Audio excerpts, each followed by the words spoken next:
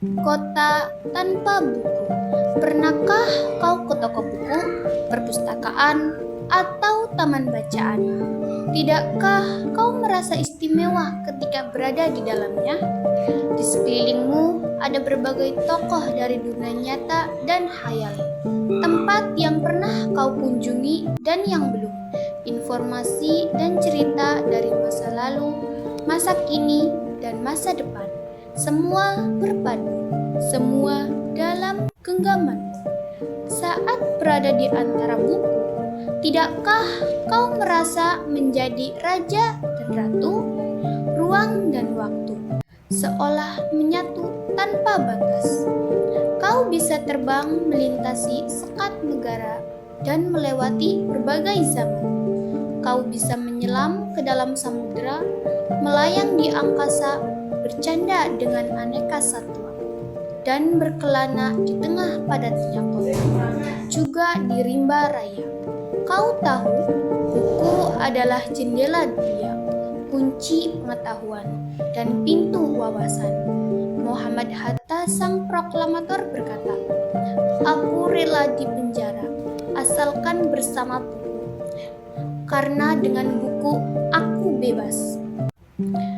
Melalui buku, manusia terbebas dari ketidaktahuan. Tempat-tempat yang dipenuhi buku adalah harapan berkembangnya pengetahuan dan wawasan. Apa jadinya jika kota tanpa buku? Pantaskah dia disebut kota? Di kota itu, mungkin kabar datang dari sumber lain, dari koran, televisi, atau internet. Mungkin informasi dan cerita datang dari cerita nenek moyang, bagai dongeng-dongeng sebelum tidur. Irama warganya pun tiada beda, bangun pagi, bertebaran di muka bumi, untuk berbagai keperluan, untuk kembali pulang siang atau sore harinya. Setelah itu, mereka berangkat tidur dan memulai lagi hari berikutnya. Semua serupa.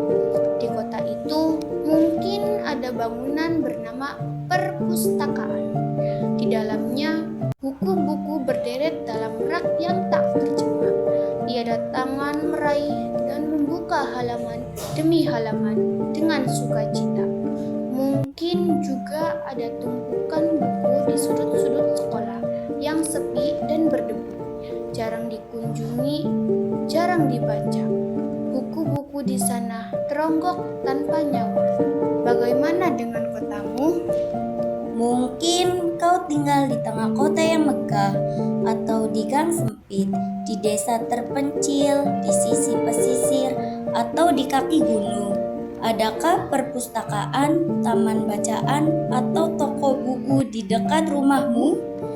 Jika ada, apakah tempat itu menjadi wadah berkumpulnya anak-anak dan warga, menjadi pusat berkembangnya wawasan dan pengetahuan, atau hanya menjadi pajangan?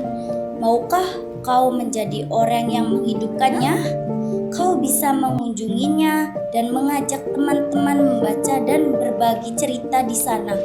Jadikan tempat itu sumber kegembiraan dan pengetahuan. Jika tempat itu belum ada, maukah kau menjadi orang yang mulai menghadirkannya?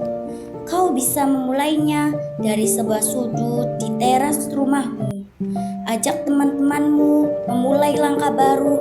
Jangan biarkan waktu berlalu tanpa buku. Siapapun dirimu, bersahabatlah dengan buku. Dia akan menjadi teman setiamu sepanjang waktu.